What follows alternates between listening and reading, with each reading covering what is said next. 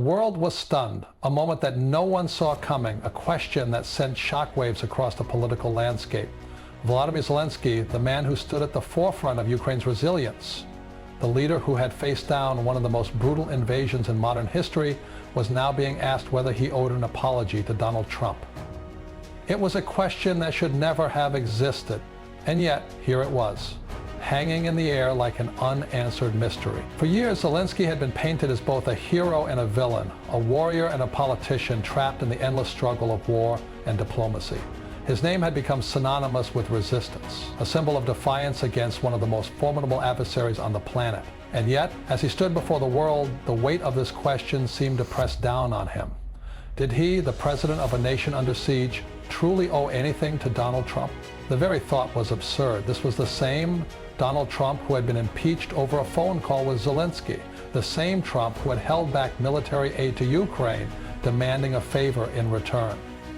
It was a moment that had defined an era of political chaos, a scandal that had rocked the foundations of American democracy. And now, somehow, the tables had turned. The world watched as Zelensky, the leader of a war-torn nation, was asked whether he felt remorse for something he had no control over. The room was silent, a thick, suffocating silence that seemed to stretch on forever.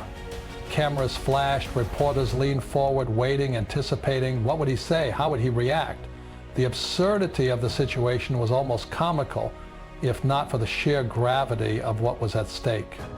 Zelensky took a breath, his eyes scanning the audience before him. He was a man who had faced missiles raining down on his cities, a leader who had walked the streets of bombed-out neighborhoods, comforting those who had lost everything, and now he was being dragged into the political games of a man who had once tried to use him as a pawn.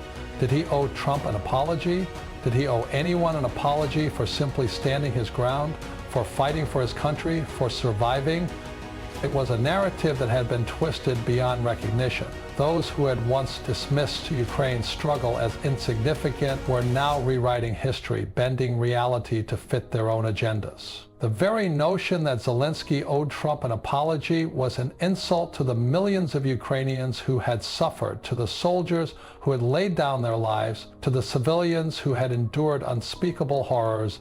Trump's allies had wasted no time in seizing the moment, spinning their own version of events. They painted Trump as the victim, the wrong party in a saga that had played out on the global stage. They ignored the fact that it was Trump who had sought to manipulate Ukraine for his own gain, Trump who had pressured Zelensky to open an investigation into his political rival, Trump who had withheld critical aid at a time when Ukraine needed it most. And yet here was Zelensky being forced to defend himself, to justify his actions, to answer for something that had been beyond his control. The weight of history pressed down on him, the ghosts of past decisions haunting the moment. The irony was overwhelming. Trump, a man who had never once admitted fault, who had never apologized for his own misdeeds, was now at the center of a debate about whether he was owed an apology. The man who had branded himself as a deal maker, as a leader who put America first, had left Ukraine in the lurch when it needed help the most. And now, somehow, the narrative was being flipped, the roles reversed. Zelensky's expression was unreadable, his silence louder than any words. The audience held its breath. The world waited. What would he say? Would he bend under the pressure, offer some diplomatic response to smooth over the controversy?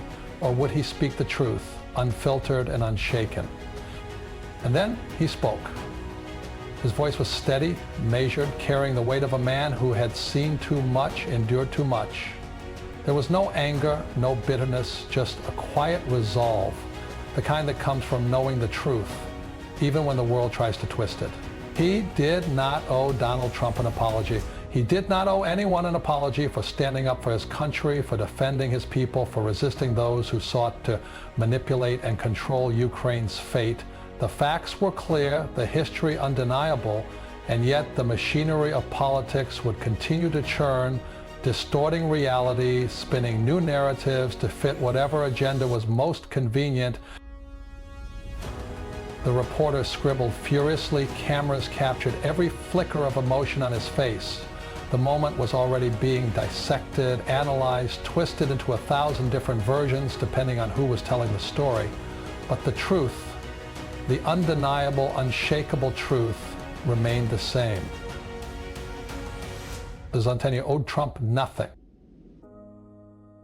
And as he stood there unwavering, the world saw not just a politician, not just a leader, but a man who had refused to be a pawn in someone else's game. The battle for Ukraine was far from over, but in that moment, one thing was certain. History would not be rewritten. Not today, not ever.